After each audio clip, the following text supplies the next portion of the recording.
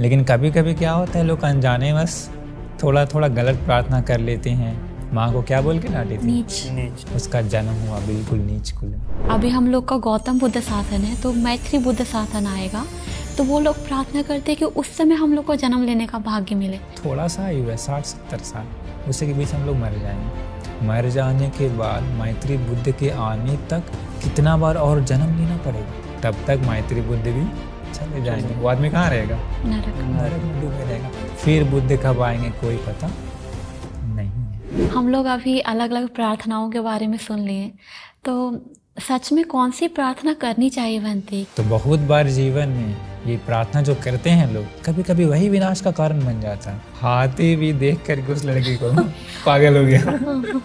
अंत में सुंदरता है क्या हो रहा है, उसका विनाश का कारण बन रहा। कितना सारा पाप जमा कर लेता है। लेकिन जरा अभी इस बात को गौर कीजिए, अभी कितना बार हम लोग 1000 साल है क्या हम लोग का उम्र? नहीं। 10 लाख साल है क्या? नहीं। ऐसा प्रार्थना करते हैं तो सब परफेक्ट है, क्लियर हो जाता है रास्ता।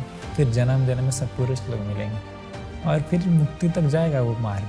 तो ऐसे मतलब अपने दिमाग से कर सकते हैं, अभी जो बताए ना, तो ये सब बिल्कुल एक्यूरेट और करेक्ट प्रार्थनाएं। मुझे लगता है ये उत्तर बहुत सही से आपने समझाया बनते। नहीं मिलने के बाद वो लोग दुखी हो जाते हैं भगवान पे।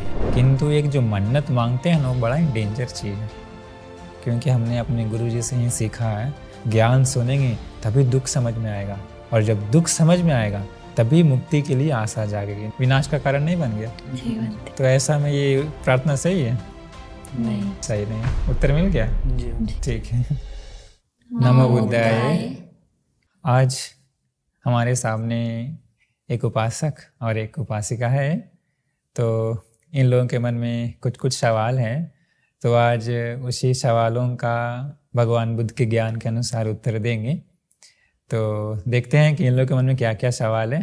तो हम लोग शुरू करते हैं। नमोदय वंती जी। वंती, आज हम लोग बहुत खुश हैं। हम लोग को आज ये सौभाग्य मिला आपसे कुछ सवाल करने का और उत्तर पाने का। इसीलिए वंती, आज हम लोग सोचे हैं, आजकल के लोग बहुत सारे पुण्य करते हैं और उसके साथ साथ बहुत सारी प्रार्थनाएं भी करते हैं। कोई कोई लोग कुछ प्रार्थना करते हैं, कोई कुछ प्रार्थना करते हैं। तो उनमें से जो किए गए प्रार्थनाएं कुछ सही भी हो सकती है, कुछ गलत भी हो सकती है। तो आज हम लोग जानना चाहेंगे बंती, कौन सी प्रार्थनाएं सही है, कौन सी गलत है, कौन सी करनी चाहिए, कौन सी प्रार्थनाएं नहीं करना चाहिए। तो उसके अनुसार हम लोग को आज प्रश्न करेंगे बंती आपसे। ठीक है, बहुत अच्छा। पहला प्रश्न कौन करेगा? आज पहला प्रश्न ये भैया करेंगे बंती। जी। तो वंशी, लोग आजकल अलग अलग तरीक़ा से पुण्य करते हैं। मंदिर में जाते हैं, फूल पूजा करते हैं। कोई लोग पंचशील का पालन करते हैं, कोई लोग उपोषित लेते हैं। उपोषित लेने के बाद प्रार्थना करते हैं। प्रार्थना करके कुछ मांगते हैं, जैसे कि अगले जन्म में ताकतवर बन जाए, सुंदर रूप मिले, सुंदर शरीर हो, बिना बीमार का शरीर हो, ऐसा कुछ प्रार्थना करते हैं। तो ये प्रार्थना करना किस तरह से सही है? मतलब ये प्रार्थना करना सही है या ठीक नहीं है, जी, ऐसा मतलब ना। तो देखिए, इसके बारे में हम बता देंगे। पहले भी इतिहास में भी बहुत सारे लोग पुण्य किए हैं। बुद्ध शासन पूरा भरा हुआ है पुण्य किए हुए लोगों से। मुक्ति भी मिलती है पुण्य से। लेकिन कभी कभी क्या होता है, लोग अनजाने बस थोड़ा थोड़ा गलत प्रार्थना कर लेते हैं, या कभी कभी ये वो प्रार्थना कर लेते हैं ना। कभी कभी वो लोग सुंदर रूप मांगते हैं, जैसे भी आप पूछें कि कोई लोग सुंदर रूप मांगते हैं, कोई लोग ताकतवर शरीर मांगते हैं। पर धर्म के अनुसार देखेंगे तो पूरा सही नहीं है। जैसे अभी देखिए, एक छोटी सी घटना आपको बताते हैं, इससे आप समझ जाएंगे कि वो प्रार्थना सही है या सही नहीं है। अभी एक घटना घटित हुई थी अतीत में, हमको आज ही याद आया था। वो क्या हुआ था, श्रीलंका की घटना थी। एक माँ और एक बेटी, दोनों। माँ क्या करती थी ना, हमेशा जाती थी स्तूप के पास। स्तूप मतलब क्या होता है? स्तूप मतलब क्या होता है? जहाँ पर भगवान बुद्ध की अस्थि धातु होते हैं, भगवान बुद्ध के समान होते हैं, वो स्तूप कहलाता है। तो भगवान बुद्ध जी बताएं कि धातु को पूजा करना मतलब भगवान बुद्ध को पूजा किए के समान होता है ना। तो वो माँ जी हमेशा जाती थी स्तूप के पास और पूजा करती थी, पुष्प पूजा ऐसे। तो एक बार क्या हुआ, माँ फूल तैयार की और बोली बेटी को भी, बेटी चलो आज तुम भी पूजा करते हैं। तो बेटी भी धर्म सुनती थी, बेटी भी श्रद्धावान थी, बेटी भी शीलवान थी। मतलब ऐसा नहीं कि माँ अच्छी थी और बेटी बुरी थी, ऐसा नहीं, दोनों पुण्य करने वाला, शीलों का पालन करने वाला, उपवास धारण करने वाला, दोनों गया स्तूप के पास। अभी जा कर के जो स्तूप के पास हम लोग जाते हैं तो कभी कभी आसन गंदा होता है ना, कभी कभी पहले से फूल चढ़ा है, कभी धूल है, ये वो है। तो उस समय क्या हुआ, थोड़ा सा वहाँ पर गंदा था। तो माँ बोली बेटी थोड़ा सा रुक जाओ, हम झाड़ू लेके आते हैं और पानी लेके आते हैं। अब गंदा रहेगा तो अच्छा नहीं लगेगा। अभी आप लोग को अच्छा लगेगा क्या गंदा है तो साफ करके करने से मन को बड़ा खुशी आता है। तो वो बोली ठीक है हम लेकर आते हैं। मम्मी गई पानी लाने।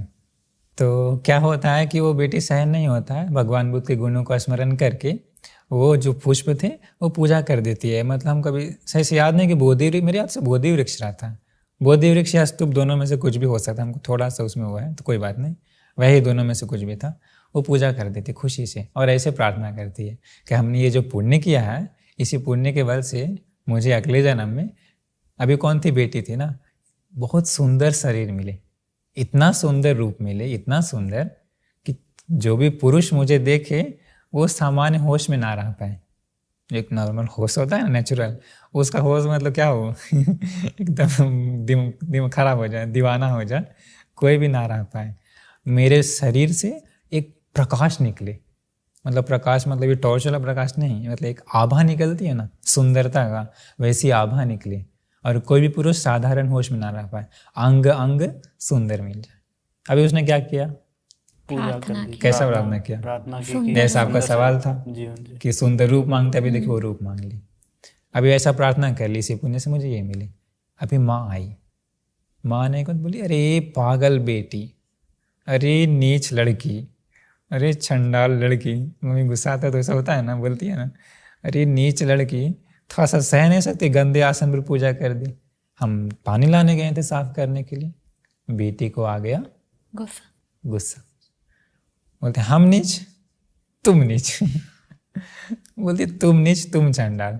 ऐसा माँ को गुस्सा से डांट दी। अभी माँ को क्या डांटा, क्या बोल के, नीच। चंडाल मतलब नीच कुल का होता है ना। अभी माँ जो बोली उतना प्रभाव नहीं पड़ा, लेकिन एक बेटी माँ को बोलने के कारण बहुत बड़ा। वैसे ही वो पुण्य किया उसी जीवन में, मृत्यु हुआ। मृत्यु होने के बाद जैसी प्रार्थना की थी उसने, लड़की ने क्या प्रार्थना किया था, सुंदर शरीर मिले, सुंदर शरीर मिले, अगला जन्म हुआ। इतना सुंदर रूप मिला उसे, इतना सुंदर कि कहते हैं कि लोग, देखने वाला लोग बेहोश हो जाते थे। मतलब वो वाला बेहोश नहीं, मन का बेहोश, मतलब एकदम फ्लट हो जाता है उन लोग देखने के बाद। इसके बाद कहते हैं मुख से नील कमल का सुगंध निकलता था, शरीर से चंदन का सुगंध। पुण्य का प्रार्थना किया ना, सबसे उत्तम जगह पर पूजा वंदना करके, जहाँ भगवान बुद्ध विराजमान है वैसा स्तूप होता है, वैसा बोधि वृक्ष कहलाता है दोनों। तो उसको ऐसा सुंदर रूप मिल गया। बड़ी हुई, जवान होते होते तो उसका सुंदरता और बढ़ गया। अब इतना सुंदर बढ़ गया, नाम पड़ा था उसका स्वर्ण तिलका। स्वर्ण तिलका इसलिए नाम पड़ा था, कहते हैं जो छाती होता है ना, छाती के बीच में थोड़ा सा एक तिलक जैसा एक निशान आता है, वो पुण्य का फल से। और उसी ने वहाँ पर बहुत सुंदर से चमकता है, एक आभूषण की तरह, कैसे गोल्ड आभूषण चमकता है वैसा उसका चमकता था छाती पर ही। तो लगता है कि एक गोल्ड आभूषण नेचुरल। बड़ा ही बहुत सुंदर, लेकिन पता कहाँ जन्म हुआ, कौन सा फैमिली में, माँ को क्या बोल के डांटी थी, नीच नीच नीच कुल में जन्म, अछूत चंडाल। उसका जन्म हुआ बिल्कुल नीच कुल में। अभी देखिए नीच कुल में जन्म हो गया, लेकिन रूप भी सुंदर है। लेकिन सुंदर रूप है, लेकिन वो बड़े घर में नहीं जा सकती। क्यों? क्योंकि लोग मायने रखता है ना अभी का दुनिया में, उस समय भी। क्योंकि राजा भी उसको अपनी पत्नी नहीं बना सकता, क्योंकि लोग निंदा करेगा, कहेगा अरे ये कैसी लड़की को लेकर के आ गया, नीच कुल की लड़की को। जात पात तो अभी भी है, अतीत में भी रहा है, भविष्य में भी रहेगा, वो खत्म नहीं होने वाला। तो उससे उसका भी क्या हुआ, अलग अलग जगह से रिश्ता आता था। अपनी बेटी को हमें दीजिए, हमें दीजिए। बेटी ना, हम नहीं जाएंगे, हम शादी करेंगे एकदम उत्तम कुलवान व्यक्ति से, मतलब उच्च कुल से। तो अभी हुआ गया, लेकिन अब कौन शादी करेगा उससे, नीच जाती है ना। तो हुआ क्या कि उसी गांव का सबसे मेन आदमी का लड़का, वो भी नीच कुल का था लेकिन सबसे मेन था गांव का, हाथ मांगने आया और नहीं नहीं नहीं देंगे, हम नहीं शादी करेंगे। पिताजी राजी हो गया बट बेटी राजी नहीं होती है। वो थोड़ा सा गुस्सा हो जा करके राजा को बोल दिया, वहाँ का राजा को, कि महाराज आपके लिए एक बहुत ही सुंदर, अत्यंत सुंदर, लगता है कि दिव्य अप्सरा धरती पर उतर गई है, आपके लिए ही है वो, शादी कर लीजिए, बना लीजिए रानी। लेकिन एक दिक्कत है। क्या दिक्कत है? नीच कुल की। अरे भाई नीच कुल की है वो, पहले बोलता ना, अगर नीच कुल की नहीं रहती तो हम रानी बना लेते। महाराज वो बड़ा ही गुस्सा करती है, हम लोग से भी शादी नहीं करती, कहती हम एक उच्च कुल से शादी करेंगे। तो राजा बोला एक उच्च कुल का तो एक ब्राह्मण है हमारे सेवा में आता है राजमहल में, अगर हो सके तो उस ब्राह्मण को मना लो, देखो ठीक हो जाएगा। जाओ जाके उसको, लड़के को कह देना हमने ऐसा ऐसा कहा। अभी वो आदमी गया, लड़के को बोल दिया राजा ने ऐसा ऐसा कहा है, अगर तुम्हें शक्ति है तो जाके उसे मना लो। उस ब्राह्मण को, उच्च कुल का है, करोड़पति नहीं, वो बहुत अमीर है। वो बोली ठीक है। तो नहीं, उससे पहले होता है ना क्या कि राजा पहले उसका पिताजी को बुलवाता है, बुलवा कर पूरा डिटेल्स लेता है, फिर बोलता है अपना बेटी को जाके बोल दो। बेटी राजी हुए, ठीक है, कौन ऐसा पुरुष है देखते हैं, सबको हम गिरा देंगे। इसके बाद वो राजमहल में आती है पिताजी के साथ। तो उसका पिताजी जो था नीच कुल का था लेकिन म्यूजिशियन था, मतलब जो वीणा बजाते हैं ना वैसा, तो वीणा बजाने वाला था। तो उसको सुंदर सा आभूषण तैयार करके सजा करके, बेटी है ना, एकलौती बेटी है, अभी लेकर के आ रहा था पैदल। रास्ते में क्या हुआ, एक दूसरा राजा मिला दूसरे राज्य का, उस लड़के को दूर से ही देखा, देखते के साथ ही एकदम दिमाग दीवाना हो गया। पूछा ये लड़की शादीशुदा है क्या? कहता है कि नहीं ये शादीशुदा नहीं है। पिताजी कहते हैं कौन से कुल की है? नीच कुल। बोलते हैं नीच कुल की। ये वो कुल बताया हम लोग का ये कुल है। अरे ऐसा कुल है। वो राजा को कितना दुख आता है, इतनी सुंदर लड़की मेरे हाथ से चली गई, हम शादी नहीं कर सकते क्योंकि नीच कुल का है। इसके बाद अरे इतनी सुंदर लड़की ना मिलेगी तो इस जीवन का क्या लाभ। इतना दुख आया, अपना गला वो खुद काट लिया। राजा सोचिए कितना सुंदर होगी, उसे से अंदाजा लगा सकते हैं। इतनी सुंदर ना लड़की मिलेगी तो इस जीवन का क्या लाभ। मर गया वो राजा। कहते हैं उसी में रास्ता में 3 राजा मिलता है, तीनों मर जाता है, अलग अलग राज्य का नहीं मिलने के कारण। राजमहल में पहुंचा, पहुंचने के बाद अभी सब लोग खड़ा हो गया अपना अपना पोजीशन पर। वो ब्राह्मण जो था वो जब आता था ना, कितना शुद्ध ब्राह्मण था। उसमें है रास्ता में, राजमहल से घर तक का जो रास्ता था, पूरा रास्ता को हर दिन दूध छिटवाता था शुद्ध करने के लिए। उसके बीच में अगर मान लीजिए वो किसी लड़की को देख लिया तो रास्ता में अपना पूरा चेहरा को दूध से धोता था। ऐसा शुद्ध ब्राह्मण था। उसी दिन आया राजा ब्राह्मण, इसको बताया गया, स्वर्ण तिल का जो थी लड़की, उसको बताया कि वो है ब्राह्मण। वो जाती है उसके पास, थोड़ा सा घूंघट को उठाती, घूंघट में ढकी थी ना, एक अलग सा प्रकाश निकलता है, एक आभा जो होती है वो निकलता है। वो ब्राह्मण देखा, देखते के साथ एकदम पूरा पागल हो गया। इतना फिर चल गया, खत्म, महल खत्म, सभा खत्म। अभी घर जाके बोल रहा है हमको वो लड़की नहीं मिली तो हम मर जाएंगे। अब ब्राह्मण है, अमीर है, शादी करा दिया गया। अभी देखिए पुण्य प्रार्थना की थी, उच्च कुल में भी चली गई। देखिए आगे क्या होता है। जिस दिन से शादी किया उसी दिन से लेकर 4 महीना तक महल के अंदर बाहर नहीं आया। वो उसके पास 500 शिष्य लोग थे ब्राह्मण के पास, सिखाते थे मंत्र, शिल्प शास्त्र। शिल्प भी सिखाना छोड़ दिया। सोचिए कितना बेहोश हो गया उस पत्नी में। इसके बाद शिष्य लोग देखा, अरे हम लोग को मंत्र नहीं मिल रहा है, शिल्प नहीं सिखा रहा है गुरु जी, टीचर जी, ऐसे कैसे काम चलेगा। जब से ये आई है तब से ये दिक्कत है, ऐसा है तो नहीं चलेगा, खत्म करो इसको। किसको? लड़की को। इसके चलते हम लोग को मिल नहीं रहा है विद्या चाहिए ना उन लोगों को आगे जॉब करने के लिए, कुछ भी करने के लिए। क्या किया, एक हायर किया, रेंट किया एक हाथी वाला को। बोला कि पैसा पूरा दे दिया। बोला देखो कल वो इधर से एक लड़की आएगी, इस हाथी को पूरा दारू पिलाना, मरवा देना है। बोला ओके, पैसा से तो हो जाता है। वो सब ओके हो गया, डन हो गया। जाके सब हल्ला करने लगे, गुरुजी आपकी पत्नी को देखना है, गुरु माता को देखना है, नहीं दिखाइएगा, 4 महीना हो गया। बोला ठीक है दिखा देंगे, कल निकल ले कर गया है, चलिए इसको थोड़ा सा गली घुमाते हैं। गली घुमाने के लिए ले गया, उधर से इशारा किया, हाथी आ गया। किस लिए? अब पूरा गुस्सा सा है, सब तो प्लान बनाया हो, तो इन लोग तुरंत गायब हो गया, पड़ गई वो अकेले। हाथी आया, हाथी भी देख करके उस लड़की को पागल हो गया। मारा नहीं, सूर से उठा करके सर पर बिठा लिया। सोचिए कैसा रूप होगा। इसके बाद शीशे लोग सोचा नहीं अब ये भी नहीं चलेगा, अब तो कुछ करना पड़ेगा। आगे क्या किया? बोला उन लोग समझ गया जो भी इस लड़के को दिन में देखेगा पागल हो जाएगा, ऐसा तो रात में प्लान बनाएंगे। चोरों को पैसा दे दिया, रात में उसको वहाँ पर जा करके उस लड़की को ख़त्म कर दो। चोर लोग गया रात में, चेहरा नहीं दिखता, मार दिया। मर जाने के बाद अभी मरा किसके कारण?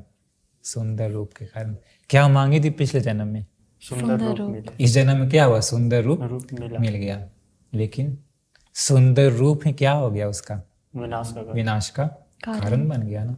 कहाँ गया सब पुण्य, कहाँ गया शील? सब मिल गया सुंदर रूप में।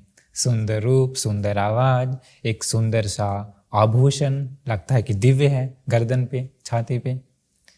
सुगंध, मुख से नीलकमल का सुगंध।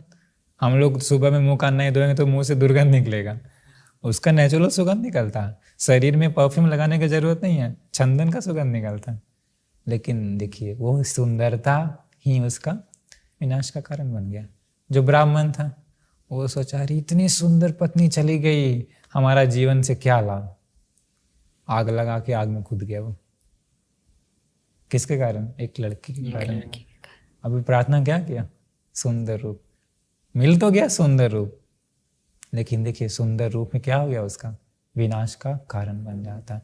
तो बहुत बार जीवन में ये प्रार्थना जो करते हैं लोग, सुंदर रूप या मधुर आवाज, कभी कभी वही विनाश का कारण बन जाता है। जैसे मान लीजिए कोई प्रार्थना की सुंदर रूप या मधुर आवाज, अभी उसको वैसा रूप मिल गया, लेकिन धर्म नहीं है। सुंदर रूप से क्या होता है? लोग अट्रैक्ट होता है। धर्म नहीं है, संयम नहीं है, शील नहीं है, फिर क्या होता है? रूप पर आकर्षित होता है। इसके बाद वो एडिक्ट होता है क्या? पराये पुरुष या पराये स्त्री में। स्त्री है तो पराये पुरुष में, पुरुष है तो पराये स्त्री में। इसके बाद वो व्यभिचार में जाता है, और लोग आ भी जाता है ना, क्यों?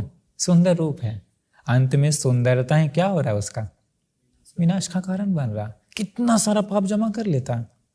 कभी कभी मधुर आवाज है, मधुर आवाज से लोग बहुत लोग आकर्षित होते हैं, अंत में उसका दुरुपयोग करके आवाज से ही बिजनेस करना शुरू कर देता है। लड़की हो या लड़का हो, अंत में उसी कारण पाप करना शुरू कर दिया। तभी क्या हुआ? वो सुंदर रूप या मधुर आवाज ये विनाश का कारण बन जाता है इंसान का। कभी कभी कोई प्रार्थना करता है ताकतवर शरीर, अभी मान लीजिए पूरा शक्तिशाली शरीर मिल गया, बहुत है, अभी लोग उसको देख कितना लोग अट्रैक्ट होंगे ना, बहुत लोग अट्रैक्ट होगा।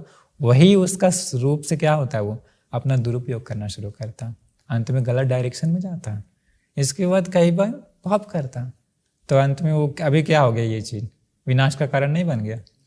तो ऐसा में ये प्रार्थना सही है? नहीं, सही नहीं है। उत्तर मिल गया? जी ठीक है। बंटी आपने बहुत सुंदर से इसका उत्तर दिया, हम लोगों को अच्छा से समझ में भी आ गया। तो आपने ये सामान्य दुनिया का, सामान्य पुण्य का विपाक सही से समझाया।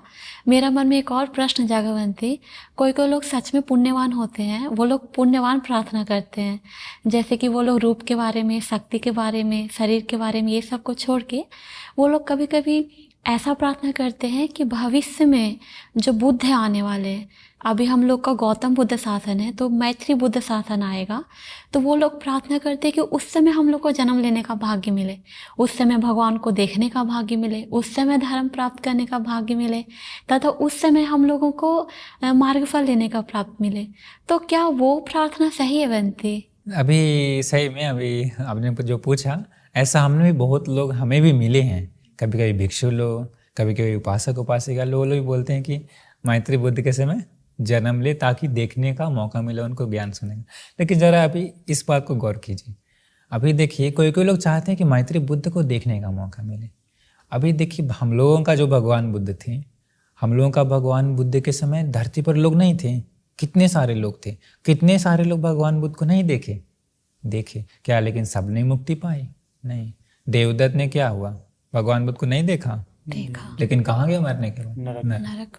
चिंचा नाम की एक लड़की थी उस समय, बहुत सुंदर, भगवान बुद्ध को नहीं देखी ना, लेकिन क्या हुआ? नरक में। इसके बाद भगवान बुद्ध के समय और एक सुंदरी नाम की एक लड़की थी, सुंदरी नाम की, वो भी श्रद्धावान उपासिका का रूप धारण कर लेती है, हर दिन आश्रम जाती है, हर दिन जाती थी। उसका एक अलग ही प्लान था, वो लंबी कहानी, वो अभी नहीं बताएंगे। वो भी लेकिन भगवान बुद्ध को देखी, संघ को देखी, लेकिन अंत में फिर वो उसको लोग मार देते, मर जाती है वो, मतलब वो जाती हैं भगवान बुद्ध को निंदा करने के लिए। इसके बाद भगवान बुद्ध के समय और कहेंगे तो सुप्रबुद्ध नाम का एक राजा था, यशोधरा का पिताजी, याद है? भगवान बुद्ध को देखा। यहाँ तक कि भगवान बुद्ध जब एक दिन रास्ता पर जा रहे हैं, दारू पी करके बैठ के बीच रास्ते में, हम नहीं जाने देंगे, ऐसा देखा ना भगवान बुद्ध को, लेकिन फायदा हुआ कुछ नहीं। भगवान बुद्ध के समय केवल श्रावस्ती में 7 करोड़ की जनसंख्या थी मेरे याद से, उसमें 5 करोड़ लोग भगवान बुद्ध का रास्ता पर गए, लेकिन और 2 करोड़ लोग रास्ता पर नहीं। वो लोग भगवान बुद्ध को नहीं देखा क्या? देखा। भगवान बुद्ध का जो आश्रम था श्रावस्ती में, ठीक उसी के पीछे एक सुअर मारने वाला आदमी था, 55 साल तक सुअर मारा। कितना बार भगवान बुद्ध को देखा होगा, कितना बार संघ को देखा होगा, लेकिन देखने से कोई लाभ मिला नहीं। तो क्या केवल देखना सबसे उचित है क्या? नहीं। क्योंकि अगर देखने से अगर मिल जाता सब कुछ तो उन लोगों को तो मिलना चाहिए था, पर उन लोगों को कोई लाभ नहीं मिला। ऐसा तो देखना सबसे मेन चीज नहीं है। भंत जी, यदि कोई देख के पुण्य करता है, भगवान बुद्ध जी के सामने फूल पूजा करके या फिर दान दे के फिर प्रार्थना करे तो वैसा वहां पर जाने का वो भी ठीक है, लेकिन एक खतरा बताते हैं अभी, और एक खतरा और बताते हैं। क्योंकि मैत्री भगवान बुद्ध का जन्म होगा जब मनुष्यों की आयु 10 साल 10 साल नहीं 80,000 साल रहेगी तब। अभी मनुष्यों की आयु मैक्सिमम 60, 70, 80 है। अभी मनुष्यों की आयु और घटेगी, ऐसा चक्रवर्ती सिंहनाथ सूत्र में भगवान बुद्ध ने बताया, और घटते घटते 10 तक जाएगी। 10 के बाद फिर इंक्रीज होगा, 50, 100, 100, 2000, 3000, ऐसे इंक्रीज होते होते होते 80,000। कितना समय लग जाएगा, करोड़ों अरबों साल से भी ज़्यादा। उसी के बीच में हम लोग कितना बार जन्म लेंगे? अभी कितना बार हम लोग 1000 साल है क्या हम लोग का उम्र? नहीं। 10 लाख साल है क्या? नहीं जी, थोड़ा सा आयु है, 60-70 साल। उसी के बीच हम लोग मर जाएंगे। मर जाने के बाद मैत्री बुद्ध के आने तक कितना बार और जन्म लेना पड़ेगा? कितना बार लेना पड़ेगा हम लोगों को? क्या उसमें गारंटी है हर लोगों के पास कि हर जन्म में अच्छे मित्र ही मिलेंगे, हर जन्म में ज्ञानी लोग मिलेगा? ऐसा गारंटी है किसी के पास? नहीं, कैसा गारंटी नहीं। उसी के बीच में मैत्री बुद्ध के आने से पहले किसी जन्म में पाप मित्र की संगति मिल गई तो नहीं मिल सकता? मिल सकता। इसके बाद पाप मित्र की संगति मिल के हम लोग के हाथों से महापाप नहीं हो सकता। महापाप क्या क्या है? माँ की हत्या, पिता की हत्या, इसके बाद अरहंत भिक्षु की हत्या, भगवान बुद्ध के शरीर से रक्त बहाना क्रोध मन से, इसके बाद एक भिक्षुनी का भिक्षु नहीं, एक संघ भेद। तो संघ भेद लोगों को नहीं कर सकता है, बुद्ध का भी खून नहीं बहा सकता अगर बुद्ध शासन नहीं है तो, लेकिन माँ पिता का हत्या हो सकता है हमेशा। तो उसके बीच में पाप मित्र की संगति मिल गई तो वो पाप हो सकता है। और जहाँ महापाप हो गया सीधा एक कल्प क्या है? नरक में। उससे पहले कोई बचा नहीं सकता, एक कल्प। और मैत्री भगवान बुद्ध का जन्म इसी कल्प में होगा, इसी भद्र कल्प में। 4 बुद्ध जा चुके हैं, तो इसका मतलब ये भद्र कल्प भी आधा से ज़्यादा खत्म हो ही गया है। देखेंगे तो सामान देखेंगे तो थोड़ा सा और बचा हुआ होगा। वही पाप हो गया तो सीधा एक कल्प के लिए नरक में। तब तक मैत्री बुद्ध भी चले जाएंगे। वो आदमी कहाँ रहेगा? नरक में डूबे रहेगा। फिर बुद्ध कब आएंगे कोई पता नहीं है। अभी देखिए आप लोग महामोग्गल आनमंत जी, कौन थे वो, याद है? बुद्ध शासन में सेनापति नहीं, मतलब रिद्धि सिद्धि में रिद्धि सबसे सिद्धि में अग्र थी, अग्र, जी भगवान बुद्ध को छोड़ करके। भगवान बुद्ध का दूसरा मुख्य शिष्य, उतना बड़ा पद था उनके पास। लेकिन मृत्यु कैसे होती है उनकी पता है? चोर लोग आके, अंत में आके चोर लोग मारता है ना। जब एक दिन अपना वो रूम में रहते हैं कुटिया में, चोर लोग आते हैं मारने के लिए। उस दिन महंत जी धरती के अंदर से चले जाते हैं, शक्ति है ना। एक दिन आसमान से चल जाते हैं, एक दिन चाबी लॉक जो रहता है उसका छेद से निकल जाते हैं। लेकिन बार बार आ रहा है। फिर देखिए क्या कारण है, वो खुद देखते हैं मेरा एक कर्म है। उसी दिन आ गया चोर लोग। उस दिन आप दिव्य शक्ति काम नहीं किया, उसी दिन दिव्य शक्ति काम नहीं किया। उतना रिद्धि सिद्धि होने के इनको पास इतना शक्ति था, देवताओं ब्रह्मों से भी ज्यादा। केवल भगवान बुद्ध को छोड़ के उनके पास उतनी शक्ति थी, लेकिन कर्म के आगे सब खत्म हो गया और चोर लोग आके मार जाता। कर्म क्या होता है? एक जन्म में अपनी पत्नी का बात मान करके अपने माँ बाप को क्या करता है? बोलो, हत्या मार देते हैं। सुने होंगे आप लोगों को कहानी, घटना पहले किसके? पत्नी के चक्कर में। पत्नी बोलती है, पत्नी से सेवा नहीं कर, उसको शर्म, मतलब सेवा करने में मन नहीं लगता, तो फिर पति को बोलता है ये रहेगा तो हम नहीं रहेंगे घर में। तो फिर पत्नी का बात मान के माँ पिताजी को मार देता। अंत में नरक में जाता। नरक में जाने के बाद भी अंतिम जन्म में भी फल आ गया। सोचिए, वैसा महामुग्गलान भंते जी बुद्ध शासन में अग्रपद पाने वाले, कितना करोड़ों करोड़ जन्म से पुण्य करते हुए आने वाले व्यक्ति के साथ भी अगर वैसा हो सकता है तो कैसा? पाप मित्र की संगत में आके वैसा महापाप हो सकता है तो हम लोग कौन है? कुछ नहीं। सही बात। हम लोग कौन सकेत का मूली है? हम लोग कौन महापुण्यवान लोग हैं? कौन अग्रपद वाले लोग हैं हम लोग, जब उनके साथ भी वैसा हो सकता है? तो सोचिए तो जरा, हम लोग आगे जाते तो कभी भी महापाप हो सकता है, कोई गारंटी नहीं है, क्योंकि अभी बहुत समय आने का मैत्री बुद्ध का। तो उस तरीके से हम लोग देखेंगे तो उस नज़रिए से ये बिल्कुल ही प्रैक्टिकल नहीं है। मैत्री बुद्ध का आने तक हम लोग जाना है वहाँ, वो फिर महापाप कुछ भी हो जाएगा और फिर एक कल्प नरक में, इसके बाद फिर क्योंकि ज़्यादा हो सकता है ये, क्योंकि और आगे आने वाला समय सत्पुरुष लोग, अच्छे लोग, ज्ञानी लोग बहुत कम रहे हैं। अभी भी कितना कम गया? अभी भी बहुत कम है, आगे और कमेगा। तो प्रार्थना भी उतना सही नहीं है। समझ गए ना? जी जी। भंते, आपका ये उत्तर से एक और बात भी समझ में आ गया। जैसा कि आपने भविष्य वाले भगवान बुद्ध के बारे में बताया, उसी प्रकार से अतीत में भी तो बहुत भगवान बुद्ध जी लोग हुए थे ना, तो हम लोग भी तो संसार में कहीं ना कहीं थे। तो उस समय भी हम लोगों को मौका छूट गया, तो भविष्य में भी तो छूट सकता है। जैसा आपने बोला, महापाप करने से, गलत संगति करने से। इसीलिए मुझे लगता है ये उत्तर बहुत सही से आपने समझाया बनते। वही हमें भी लगता है कि बिल्कुल समझ में आ गए होगे, अच्छे से समझ में आ गया। कभी केवल मिल जाना ही सब कुछ नहीं होता। जी बनते। जब तक इस मार्ग पर चलेंगे नहीं, अंदर से अपनाएंगे नहीं, प्रैक्टिस नहीं करेंगे, तब तक कुछ भी नहीं हो पाएगा। एक प्रश्न और आया वंश जी इसी को लेकर के। भंते जी, अगर कोई और लोग है जो पुण्य करता है, अलग अलग तरह से पुण्य करता है, और आने वाला भविष्य में बुद्ध शासन में, जैसे कि मैत्री भगवान बुद्ध जी जन्म लिए, भगवान बुद्ध जी आने वाला भविष्य शासन में जन्म लेंगे, उस समय वो अग्रपद के लिए प्रार्थना करता है, रिद्धि मिल जाए, जैसे कि फिर ताकतवर हो जाए अग्रपद में। मतलब ऐसे अग्रपद चाहता है, जैसे मतलब अग्रपद चाहता, मतलब कोई लोग रिद्धि में अग्र, कोई लोग ज्ञान में अग्र, कोई लोग सेवा में अग्र, जैसे आनंद भंते जी थे, दिव्य चक्षु में अग्र, अनिरुद्ध भंते, वैसा मतलब ना। तो क्या ये प्रार्थना करना उचित है बुद्ध शासन को लेकर के? ऐसा है, देखिए, कोई लोग कर सकता है, क्योंकि कोई लोग ज्ञान नहीं जानते नहीं ज़्यादा। कभी कभी कोई लोग प्रार्थना करते हैं विशाखा उपासिका जैसा, हमें अग्र पद मिले सेविका का, अनाथ पिंडिक जैसा, हमें अग्र पद मिले उस समय सेवक वाला। तो ऐसा है, वो सब लोग निर्धारित ऑलरेडी हो चुका है। मैत्री बुद्ध के समय जो आने वाला है वो ऑलरेडी सब हो चुका है, ऐसा ग्रंथों में है। क्योंकि वो लोग केवल एक जन्म से नहीं आ जाता, उन लोग बहुत सारे जन्म से उन लोग आते रहता। तो मेन वो प्रार्थना भी उचित नहीं, क्योंकि जो मैत्री बुद्ध के समय आने वाले हैं, अग्र शिष्य कौन होंगे, प्रज्ञा में अग्र, सारिपुत्र भंते जैसा, रिद्धि सिद्धि में अग्र कौन होंगे, वो सब ऑलरेडी निर्धारित अधिकतर हो चुका है, इसलिए वो प्रार्थना भी उचित नहीं है। समझ गए? तो भंती, हम लोग अभी अलग अलग प्रार्थनाओं के बारे में सुन लिए, तो सच में कौन सी प्रार्थना करनी चाहिए भंती? क्योंकि हमारे भगवान बुद्ध ने बताया है हम लोगों को पुण्य करना चाहिए, सिर सुरक्षा करना चाहिए, ध्यान करना चाहिए, तो वो सब कुछ पुण्य कर्म करके कौन सा प्रार्थना सही है भंती? कौन सा प्रार्थना योग्य है, और कौन सी प्रार्थना से निर्वाण की प्राप्ति होती है, विमुक्ति मिलती है?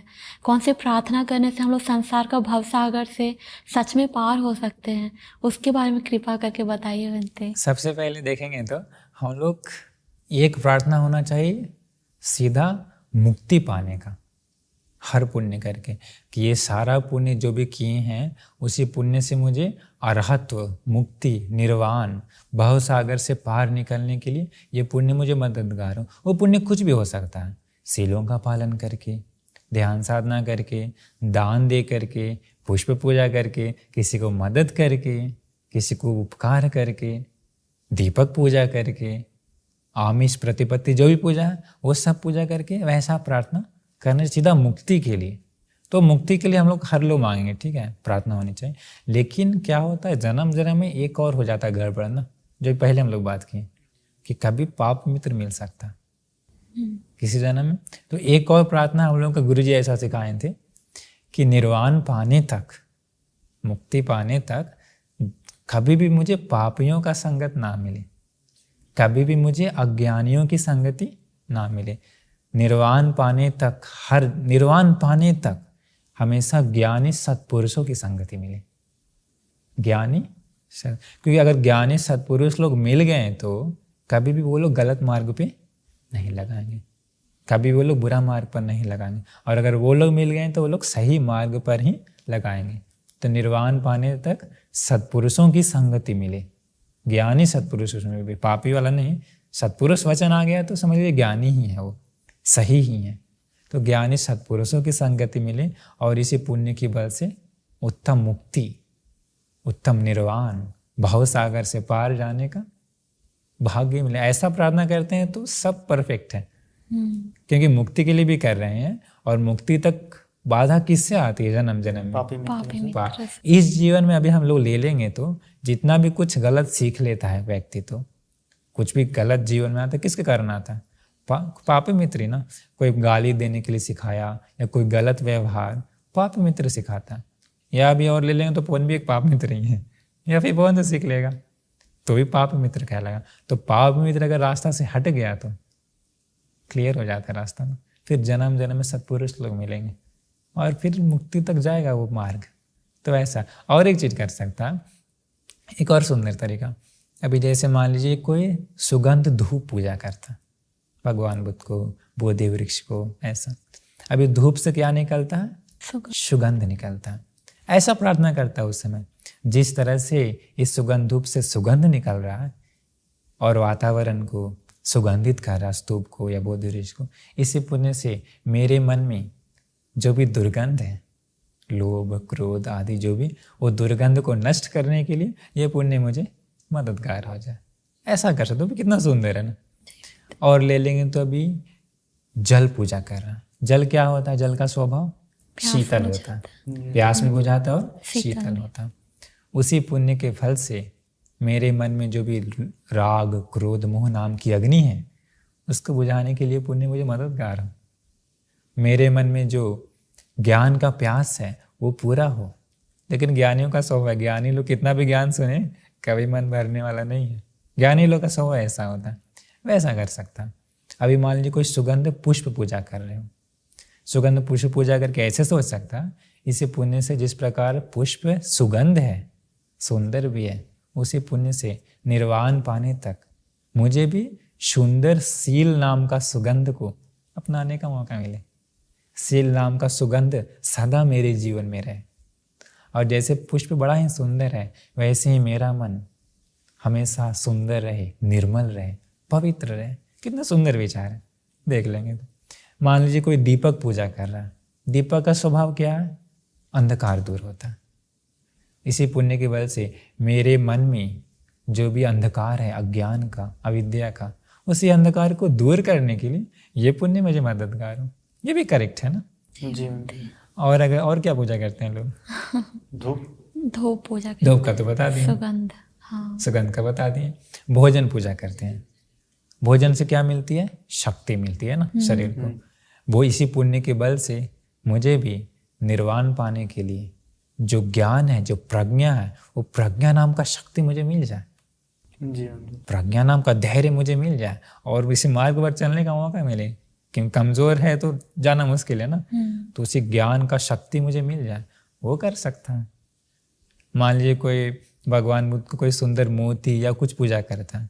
मोती वगैरह क्या होता है? कीमती होता है, सुंदर भी दिखता है, मतलब हर समय लॉजिक नॉर्मल है, उसी का जो स्वभाव है वो जैसे मोती अत्यंत निर्मल रहता है, गंदा नहीं होता, चमकता है। निर्वाण पाने तो मुझे शील नाम का चमक से चमकने का मौका मिले।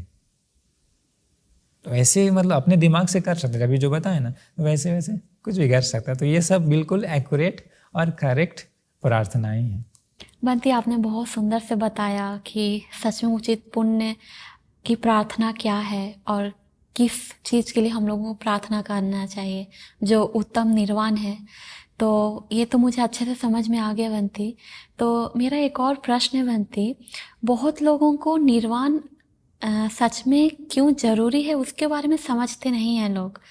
क्योंकि बहुत लोगों का बहुत आशा होता है कि हम अपने प्रिय माँ हो सकती है, पिता हो सकते हैं, भाई बहनों के साथ मिलजुल के रहना बहुत प्रिय है लोगों को। वो लोग चाहते हैं कि हम लोग खुशहाल जीवन जिएं, एक सुंदर फैमिली जैसा रहे। बहुत लोगों का वो एक ख्वाब होता है बंटी। तो वो लोगों के लिए निर्वाण मतलब वो लोग सोचते हैं कि निर्वाण के बाद तो ये सब छूट जाएगा, फैमिली सब जुदा हो जाएंगे। तो बंटी, निर्वाण कितना ज़रूरी है? हर एक पुण्य के बाद निर्वाण को क्यों हम लोगों को फोकस करना चाहिए, टारगेट करना चाहिए बंटी, उसके बारे में आप बताइए थोड़ा। देखिए, वही वो बात है कि आसान नहीं है, निर्वाण बहुत मुश्किल है।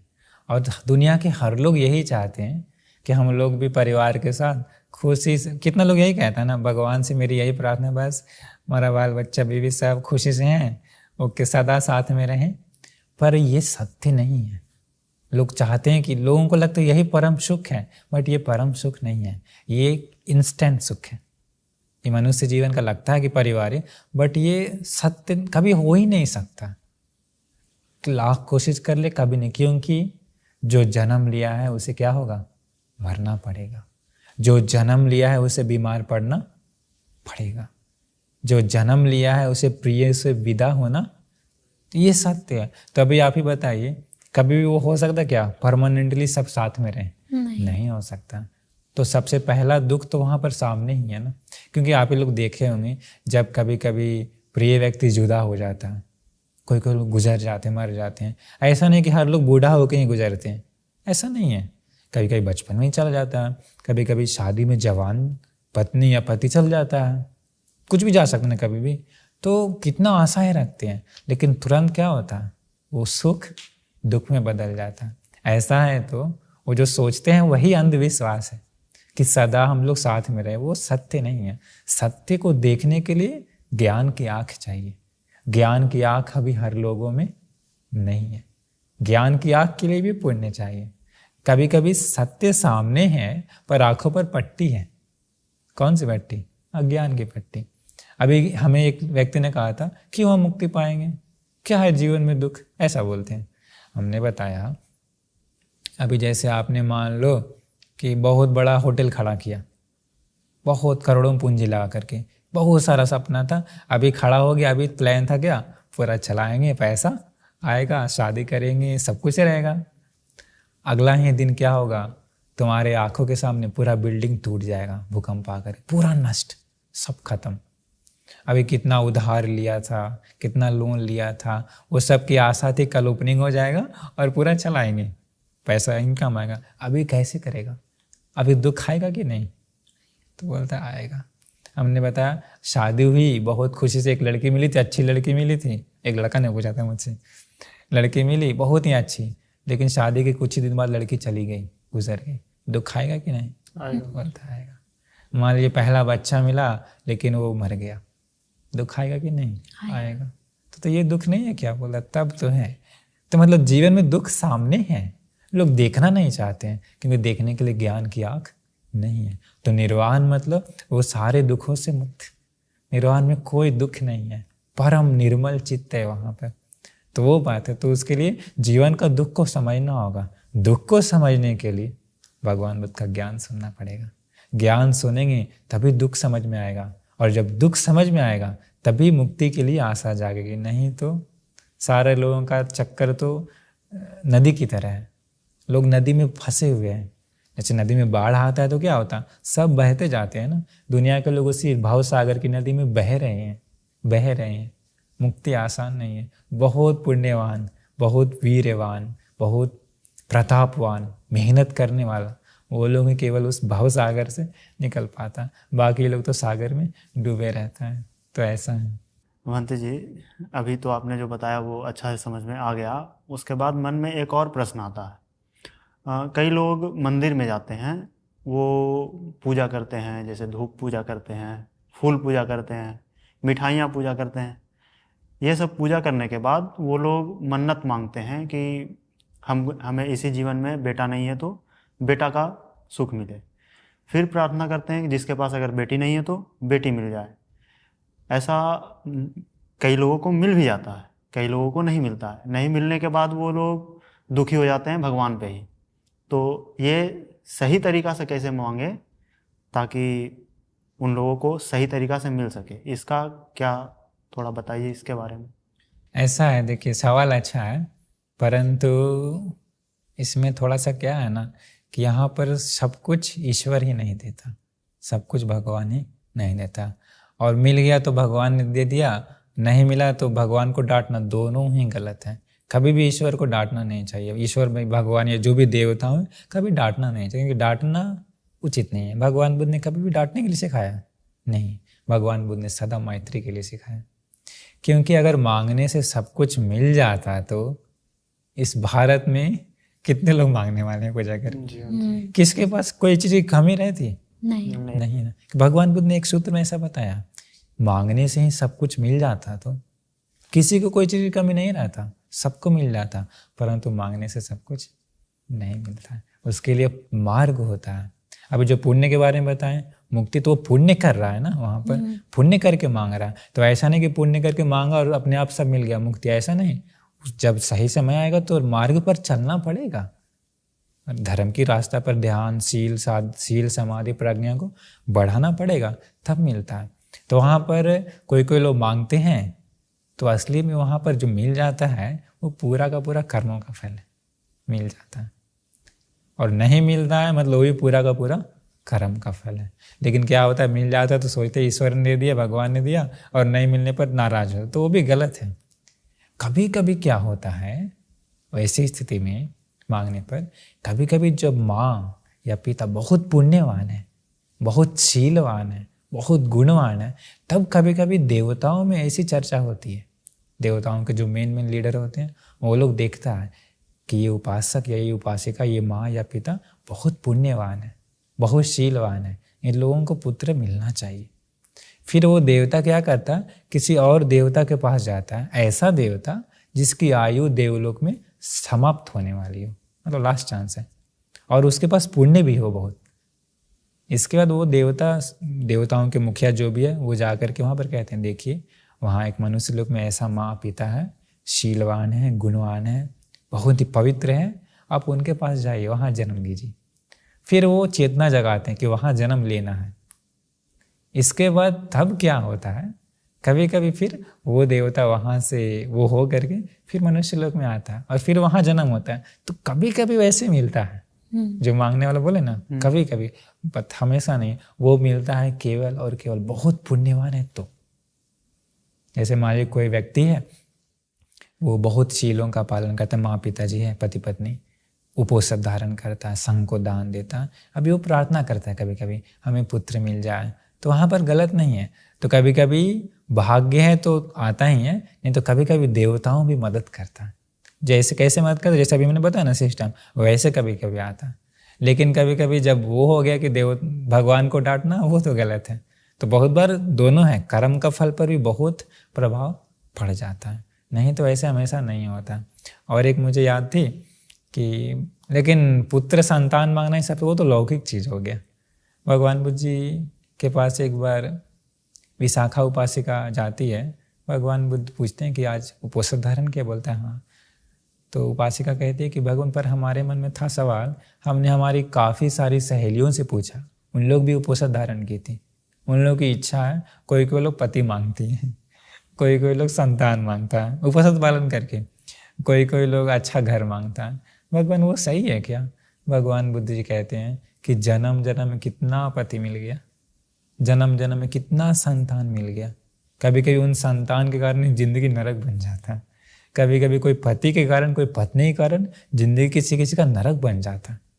तो कहते हैं वो लोग संसार में फंसे हुए हैं, अज्ञानता को नहीं जानते हैं, इसीलिए वो लोग ऐसा मांग रहे हैं। पर भगवान बुद्ध जी कहते हैं सबसे उत्तम चीज़ तो मुक्ति को मांगना चाहिए।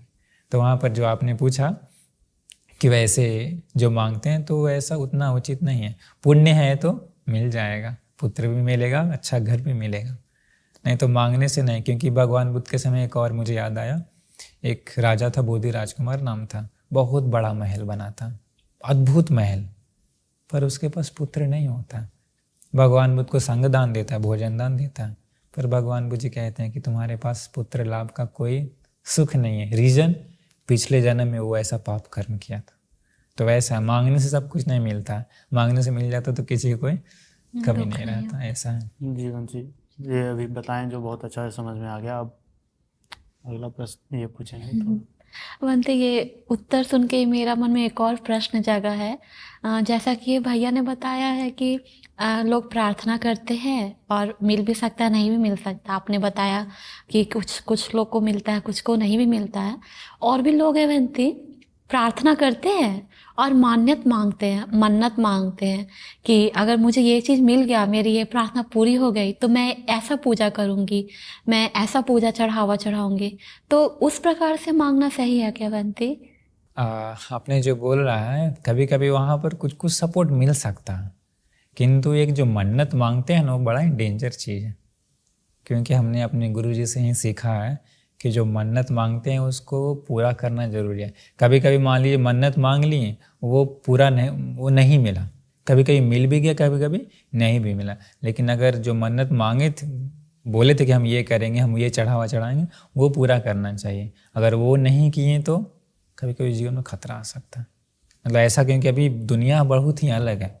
लेकिन ये जो कह रहे हैं कि पक्का मिल जाएगा, ये भी कंफर्म नहीं है। तो सबसे मेन चीज़ तो है संसार दुखों से मुक्ति। संसार का दुख ही मेन है, उससे कैसे निकला जाए उस पर फोकस करना चाहिए।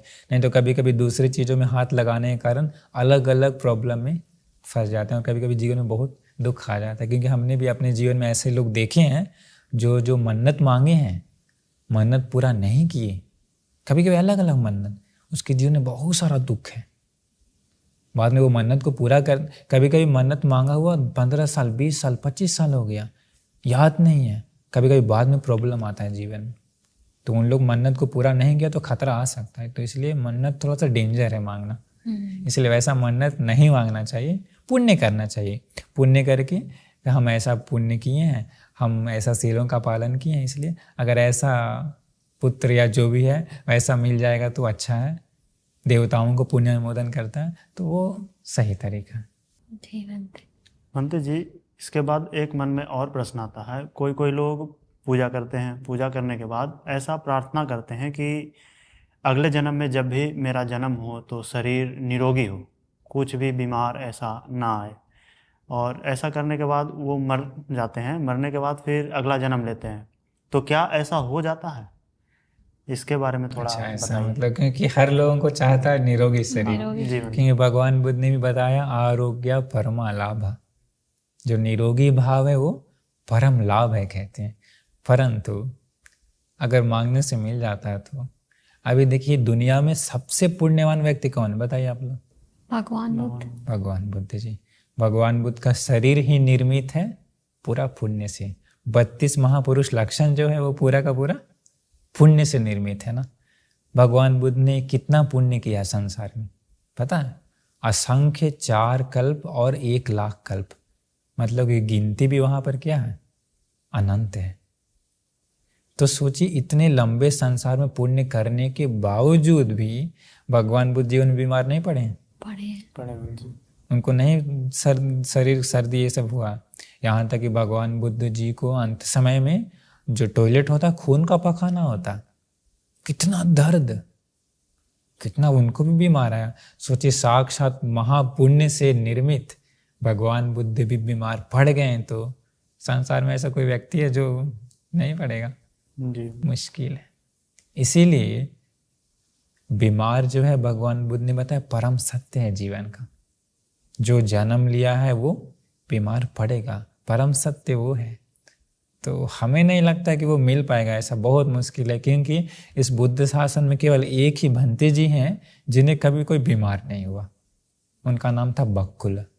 वो 160 साल जीवन बिताए थे। केवल वही एकमात्र हैं जिनको कम से कम एक खांसी भी नहीं आई जीवन पर। उसका रीज़न क्या है कि वो पहले के एक बुद्ध शासन में बहुत सारे अरहंत भंते जी लोगों को बीमार के समय वो औषधि दान देता है। औषधि दान देकर के ऐसा प्रार्थना करता है कि मुझे किसी बुद्ध शासन में अग्र पद मिले निरोगी भाव में, ऐसा वो करते हैं। तो केवल एक ही बुद्ध शासन में वैसा है, बाकी ऐसा घटना कोई नहीं है। तो हम लोगों को बहुत मुश्किल है कहना उसके बारे में कि निरोगी मिले। पर एक चीज़ धर्म में समझ सकते हैं कि भगवान बुद्ध ने बताया जो जन्म लिया है वो बीमार पड़ेंगे। अरहंत मुग्गलान भंते जी को पेट दर्द आया समय समय पर। अरहंत सारिपुत्र भंते जी कितना पुण्यवान है, महाप्रज्ञावान है, उनको भी कितना बार पेट दर्द आया है, बीमार आया। अरहंत अनिरुद्ध भंते जी दिव्य चक्षुलाभी, जो बचपन में कभी ना शब्द घर में कभी नहीं सुने हैं, सुख संपत्ति भरा हुआ है, उन्हें भी बीमार आया। तो ऐसा अग्र अरहंत मुनि लोगों को भी बीमार आ गया, तो संसार में उतना पुण्य किया वो लोगों को बहुत मुश्किल है सामान्य व्यक्ति के लिए कहना कि वो बीमार ना पड़े। तो इसे आप समझ सकते हैं, उसका उत्तर आपको मिल गया होगा इससे। बंटी, आपने बहुत अच्छे से समझाया और बहुत अच्छे से समझ में आ गया। इसका मतलब है कि अच्छे कर्म करते रहने चाहिए, फल की चिंता नहीं करना चाहिए। मेरा मतलब है कि आरोग्य शरीर मिलेगा नहीं मिलेगा वो तो हम लोग नहीं जानते हैं, लेकिन हम लोगों को पुण्य करना चाहिए, जैसा कि बकुल भंते जी की। आप ये बोलते समय मुझे एक और चीज याद आई, छोटा सा वो कारण हम बता देते हैं। पुण्य करना चाहिए, मेहनत करना चाहिए, फल की इच्छा नहीं रखनी चाहिए। क्योंकि नहीं तो कोई कोई लोग केवल प्रार्थना ही करते रहते हैं और मेहनत नहीं करते, लेकिन केवल प्रार्थना, हर चीज में केवल प्रार्थना, लेकिन मेहनत नहीं। वैसे भी नहीं होने वाला, मेहनत भी करना पड़ेगा। एक उदाहरण भगवान बुद्ध जी बताएं उसके लिए। भगवान बुद्ध जी कहते हैं कि कोई एक मुर्गी है, वो अंडे को देती है, अंडे को दे करके अभी वो मुर्गी अंडे को देखभाल नहीं करती है। जो मुर्गी का काम होता है ना, सेकना, गर्म रखना, प्रोटेक्ट करना, जिससे ना वो क्या होता है, वो पकता है, मतलब सही होता है। फिर क्या होता है, अंडे से मुर्गी बाहर आता है, वो नहीं करती है। अभी वो मुर्गी प्रार्थना करती है, अरे मेरे बच्चे अंडे से बाहर आ जा, फोड़ के बाहर आ जा। बाहर आएगा? नहीं। क्यों नहीं आएगा? वो अपना काम नहीं कर रही। वैसे ही कहते हैं भगवान बुद्ध जी, कोई कोई लोग मेहनत नहीं करता, शील समाधि प्रज्ञा को नहीं बढ़ाता, केवल प्रार्थना करता मुझे मुक्ति मिल जाए, मुझे मुक्ति मिल जाए, नहीं मिलने वाला। भगवान बुद्ध जी कहते हैं कोई एक और मुर्गी है, वो अंडे को पूरा देखभाल करती है, गरम करना, सेकना। अभी वो प्रार्थना नहीं भी करेगी, अंडे से मुर्गी बाहर आएंगे कि नहीं आएंगे? फोड़ करके जरूर बाहर आएगा। वैसे ही कहते हैं भगवान बुद्ध, जो मेहनत करता है, अच्छे शील समाधि प्रज्ञा को बढ़ाता है, सही समय पर फल मिल जाता है। तो आप वो बोलते थे, मुझे वो याद आया था।